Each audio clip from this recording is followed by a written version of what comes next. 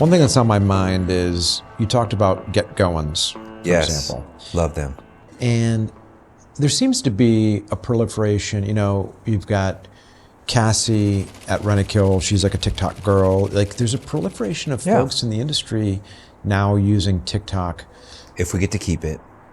If we get to keep it, that's right. We just had that. You never know. The House of Representatives just voted to ban it, right? I think it's getting appealed, but who knows? Okay, so if we do some book burning and get rid of TikTok, so let's provided we keep it though. For example, I mean, is there anything? Does this thing have legs? Is there anything to it? Is it a waste of time? Should you do it? Gimmick? Yes. Yes. No. Here's I would say this outside in that thunderstorm, without any fear of repercussion. You should 100% be using as many vehicles as you can to get the message and the brand of your company out to the consumer. Here's what people don't know. This is what the Goings have got going for them. This is what Cassie at Rentokil's got going for her. The top row of Google is videos, okay? If you are creating content and hoisting it over to YouTube, or creating content and putting it into your social platforms, that's going to take that space. That's going to occupy that space. That content is another thing. If you're making sure your descriptions are on par with the content that you're putting out, meaning the descriptions are aligned with what the user might be looking for. Yeah. If you're checking those boxes when you're creating this content and you're creating it frequently and you're having a good time and it's stuff that people don't mind stopping the scroll, because I mean, Katie would say I'm a little addicted to TikTok. It's fine. But if it gets someone to stop the scroll and pause a minute and to relate to your brand for just a second, you are increasing the opportunity that you are at the tip top before organic search, before paid search, right? It's going to be right there. That content is a very powerful tool. But what about geolocating that? I mean, all these resi services businesses are so geographic focused, right? Killingsworth was just in Charlotte, so let's pretend for a second Mike Rogers was cuckoo over TikTok, right? Would that not? I think he would do that. He would do that. Yeah, I think so. Yeah, but does that TikTok not show up anywhere if you're in Chicago, Illinois, and you're typing in something, or are you coding it so it's like Charlotte? You know? So there's a connection between your TikTok and your Instagram accounts. You can load content to one, and it loads intrinsically to the other. When you are putting this content out there, you're giving any search. Google is the biggest one, but you're giving any search engine an opportunity to find out about you, right? And think about it like if you're throwing a net out and you're trying to catch a bunch of fish, your net is small if you don't have a lot of content. If you've created and have a habit of creating a lot of content, you've made your net bigger and bigger and bigger and bigger. And this net is made up of content that you're creating on YouTube and TikTok and Meta. It's also made up of the work that you're doing on your website. It's also made up of your paid search stuff. So the bigger you get this net, the more fish that you bring in when it's time to harvest, right? And that's kind of the best metaphor. It has to do with how many people you can reach when they are ready to search. But here's a freebie for the people that are listening. If you are putting content out on YouTube specifically, you can connect your YouTube to in your business settings to your Google My Business page and your Google AdWords account, right? When these three things are tied in together, you are compounding the size of your fishing net, especially if you're putting content out there regularly. Who was it this past week that reached out to me? We had the longest conversation, and they do these tutorials on YouTube, and they literally said, they said to me, you know, I'm making these things. I don't know if it's worth the time. I don't know if I don't get a lot of views on them. My question was, have you connected these to your ads manager account for Google? And they're like, no. I was like, if you could hang up the phone with me right now, go into your settings, connect it to your ads manager account, and thusly your Google My Business page, and just watch. Call me later when you see it start working. Make sure when you're creating this content that you are connecting as many of the dots as you can on the back end inside of the settings of your Meta, of your Google My Business, of your ads manager account, of your all of it. It's got to be connected. The goal is to get the search engines as much as they can to grab about your company, right? But you asked such a good question. I know I'm grabbing the talking stick. Is it worth it, right? Is the content that the goins are putting out there like worth it? Yes. And this is why. When the consumer is ready to search for a product or a service, and they see something that they have become familiar with by virtue of the content that you have produced, you have compounded, you've increased the likelihood that they will choose you over someone they don't feel like they know.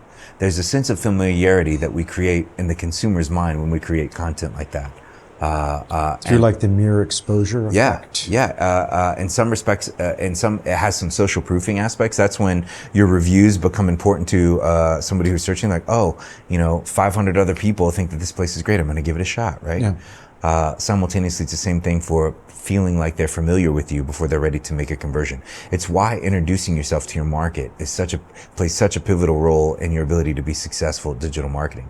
And that's something that we did at Killingsworth all the time. I say Dad's ahead of his time. It was ahead of his time, but that's something that we did. We talked to people about us all the time, so that when it was ready for them to, put in $600 a year on a contract, they'd be like, I know that guy. I think I like that guy. He does those commercials with his kids. Or I know I'm going to get my Killingsworth. I know those goins, right? They twerk while they're putting up the fumigation tent. I'm down with that, right? Yeah. It increases the likelihood that they're going to convert. And so it's powerful stuff. You definitely have to do it. I mean, when you look across the spectrum, how many companies are really doing that sort of stuff now? Not many, which is why if you're listening to Paul's podcast, which you should be, it's a great opportunity for you to start to investigate areas of content creation like that, because the bar is low. The bar is low in this industry. Not a lot of people are innovating and having fun with who they are in their brand, right? Yeah. Another company that's here out of Phoenix, Firehouse, they do great stuff. Natura does great stuff, introducing themselves to their market over and over and over again. And so there's not many companies that are doing it, which means that's part of the market that you can capitalize on by taking advantage of that. And do you think there's any difference in using provided TikTok survives, TikTok versus YouTube versus... All of it. You're saying you should be using YouTube and all TikTok? Yeah. Think of it like some people wake up in the morning and they write their goals down, right? And they write down the things that they're thankful for, right? Dedicate a portion of your week as a business owner, right? Or your marketing team, dedicate a portion of your week to creating new content and putting it out there, getting it tagged right, getting the descriptions right, getting it linked to the proper places on the back end, right? Make it like a habit. The more content that you make, the higher the odds that you're going to be found, right? And so which vehicle should you use? All of it. How do you know which vehicle? You really need to spend time at your P&L. You need to evaluate what your resources are, and therefore how much of your resources you can leverage in a particular area. But then in some way, shape, or form, you need to experiment and have fun with these mediums and just kind of see what you can do and see how the market responds to the messages that you're putting out there. Is there content that's so bad you would have been better off not having done it to begin with? Is there content so bad? I mean, because a lot of yeah, you look no, around I'll tell you. so much stuff on the web is just humdrum. If you are creating, I'll say this: if you are creating content that looks carbon copied, which is predominantly what happens in this industry, carbon copied to all other PCOs out there, just expect for it to be white noise to the consumer and for it to go away. That's how I would answer that question.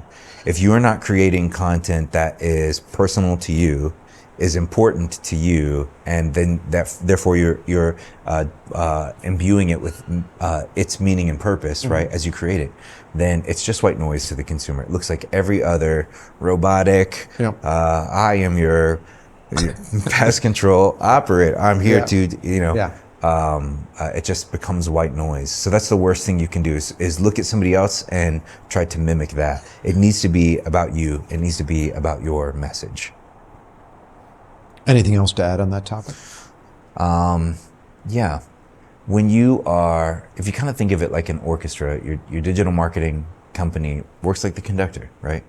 And they are informing which pieces of this digital marketing are kind of bringing itself forward to the consumer when they're looking for you. And so you have to have a full orchestra when you are doing digital marketing. You've got to have content on YouTube and TikTok and social, and it needs to be compelling. It needs to be different. You've got to have a paid search strategy. You've got to have SEO. You've got to have local SEO. You've got to have a website that's being worked on and improved upon regularly. You've got to be responding to your shitty reviews if you're getting them, and highlighting positive reviews when you get them. When you're doing all of these things, you're going to run laps around competition, especially in saturated markets like this one, like Phoenix, right? You've got a better shot at doing a little bit of everything than picking one of the digital marketing tools and hedging all your bets there. Who's the best person at the firm to do that? I mean, we all know a lot of business owners out there are not, they're not junior Brad Pitts. I love it. I love it when it's not like a... it should be like the 300-pound, like goofy-looking dude. It should. Like, yeah? It should. It should be the most authentic voice that you can make it. In fact, the more human that you make it, the more it's going to resonate with the consumer. When you try so hard to polish it up, what happens is the consumer stops believing in what you're selling because it doesn't. Do you look struggle real. with that when people look at you and they're like, "Man, that kid's so No. polished. It's hard to even believe what he's saying." No, I don't feel polished, and so and I feel like I put myself out there as self-deprecating and honestly as I can. So I hope people can resonate with that. But yeah, we'll take a poll. I love telling the story of the people that if your folks, you know, if the content that you're putting out there looks like the people that you're trying to serve the content to, you've got the highest opportunity to get them to convert. Yeah, and so they'll relate to it. Yeah, just be honest. Don't clean it up too much. Well, Matt, I am super excited about the months and ideally years ahead as we blow out all sorts of cool stuff. You've been a phenomenal voice in the industry. I know a lot of people look up to you, myself included. Oh, that's a lot of pressure. I appreciate you spending some time with me today, and I'm looking forward to us doing these regular sessions. Heck yeah. Because this is an important area, what you guys are focusing on. There's a lot of confusion about it in the market. So I feel like you cut through a lot of the bullshit, and I appreciate you sitting down with me. Have you back. Thanks for having me. Sounds good, buddy.